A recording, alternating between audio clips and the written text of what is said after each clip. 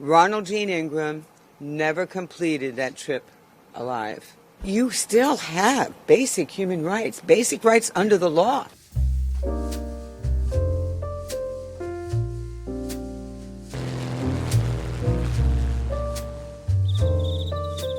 Crazy news.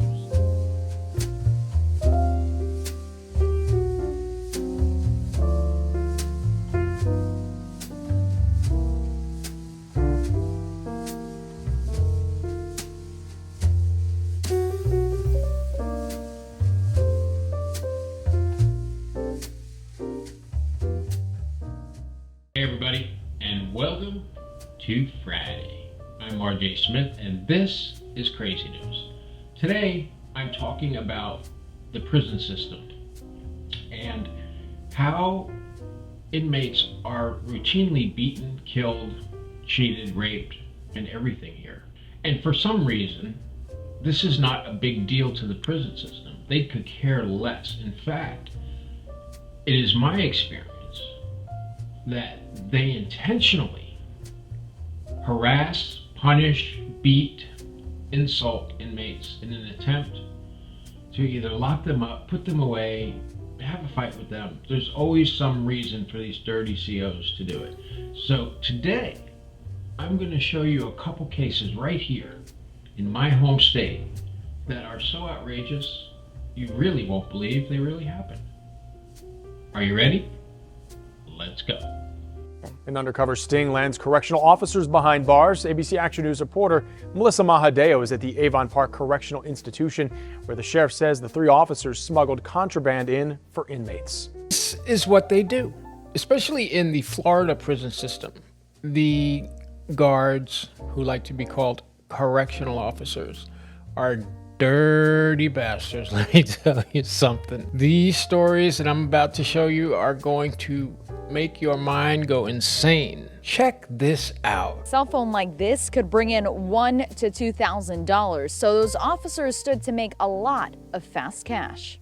All 3 of them confessed. These guys, prison guards, bringing contraband into the facility, selling themselves to the highest bidder. And this is what makes Florida prison and other prison systems so very dangerous. These are the correctional officers accused of attempting to smuggle cash, cigarettes, and cell phones into a state prison. Well, how did these cell phones and drugs and everything else get into the prison? And prison officials will constantly tell you, oh, it's through the visiting room. You know, inmates get visits. Their visitors hand them drugs, they put them up their butt and they sneak them in. That happens. However, the bulk of cell phones, drugs, and things like that are brought in by correctional officers. You can't stuff a phone up your ass.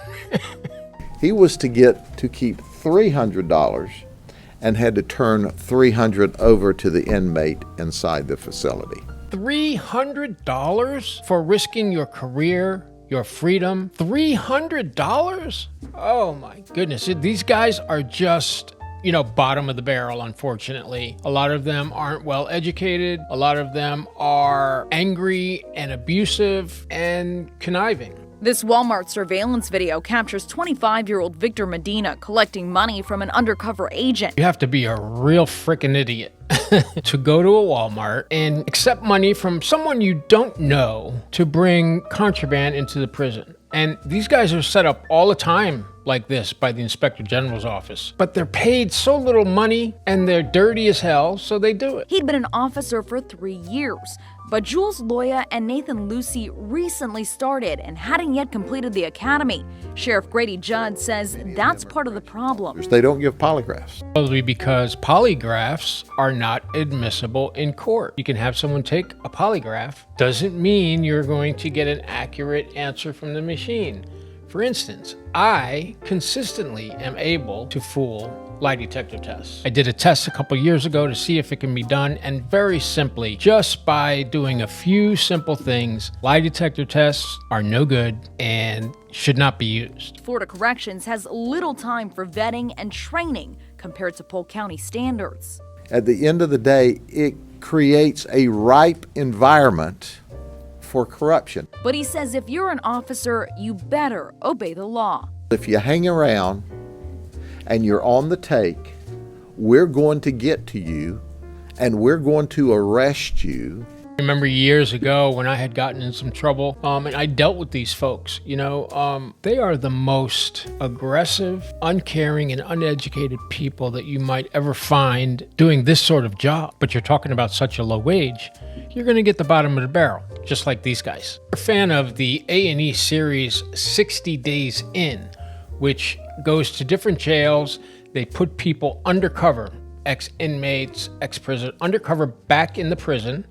And everything is filmed for this television show. Take a look at this. A parent of an inmate incarcerated for a lengthy period said conditions are worse in 2023.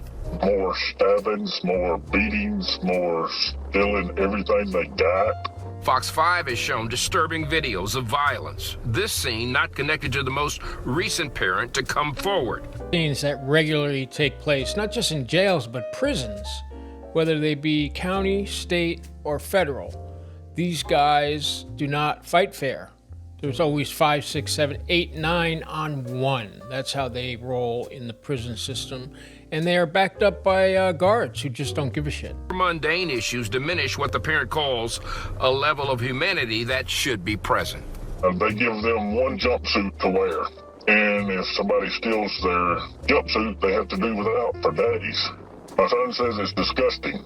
They're butt naked. Conditions are so bad in places like Fulton County, in places like Lowell Correctional Institution in Florida, places like Everglades Correctional Institution. Not only do you have to worry about the inmates, the prisoners, the convicts, whatever you want to call them, you have to worry about staff the same way as criminals and are very abusive towards them. I remember the thing was when I had the problems many years ago, was that the guards just attack you, insult you, do everything possible to make you feel like shit. And that leads to more violence, right? Some people get out of prison just to find that one correctional officer who caused them to get beaten, or who caused them to go to the box, or caused them to go onto hard labor chain gangs and move rocks from one side to the other side of the facility and then back again for no absolute reason other than to torture people.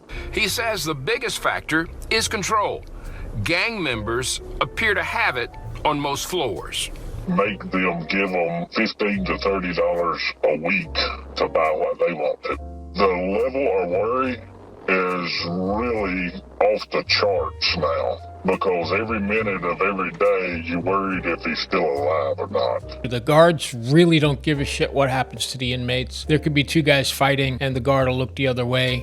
In fact, the guards often beat the shit out of you just because. And as far as extortion, there's a lot of extortion that goes on in prison and jails. The weak become eaten by the predators. And sometimes those people have to pay just to be safe in prison. It's a corrupt system. Here's surveillance video, the state attorney says, shows inmate Ronald Gene Ingram walking on his own when heading to a waiting van. He was being taken to northern Florida. She says a short time later, he's unable to walk on his own and being carried by two officers. When I was in there 20-something years ago, I had a problem with one of the guards who just came by during a count and picked me and my roommate out and sent us to the box, coming up with some foul and bullshit excuse to make room for new inmates that were arriving from the reception center. For months and months and months and months, I stayed in the box with my roommate. We wrote complaint after complaint after complaint. The guards started sending in empty trays into our segregation cell, so we didn't eat for many days. And by the luck, and just by the luck of the Irish, and I had people outside who called the prison and constantly complained, got a hold of the Inspector General's office, who then moved me in the middle of the night, just like this guy. And the lieutenant, who's now a captain at Santa Rosa, his name is, I guess it's Captain Williams now, he threatened my life. Prosecutors say it was out of camera view on the way to the van when the four officers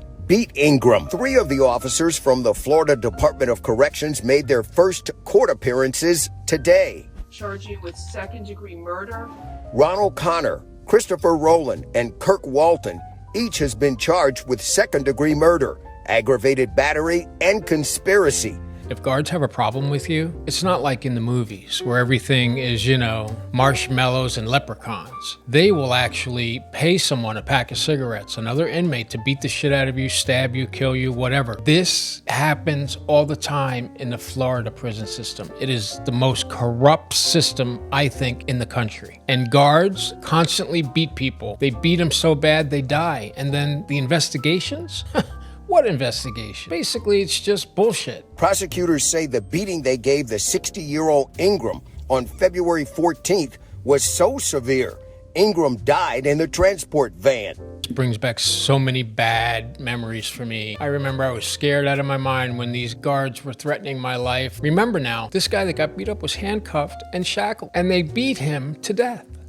Absolutely incredible. Oh, God. It's, the abuse suffered by people in jails and prisons is absolutely insane. I could probably go on for hours about guards who have killed, murdered, raped inmates. It is a big problem, and nobody really gives a shit out here because they're not in prison, right? And until your son or your daughter maybe makes a mistake, maybe is speeding and gets in an accident and therefore is charged with involuntary manslaughter. I mean, your children will go through absolute torture if they somehow get in trouble. And then you'll realize what I'm telling you is true, but unfortunately, it'll be too late. Ladies and gentlemen, thank you for coming by today on my little rant about the Florida prison system. I will see you back here tomorrow. Hey, please like, subscribe, share this video on your social media accounts. Help me by hitting that like button, by subscribing, and by sharing. And I'll see you right back here Monday. Have a good weekend.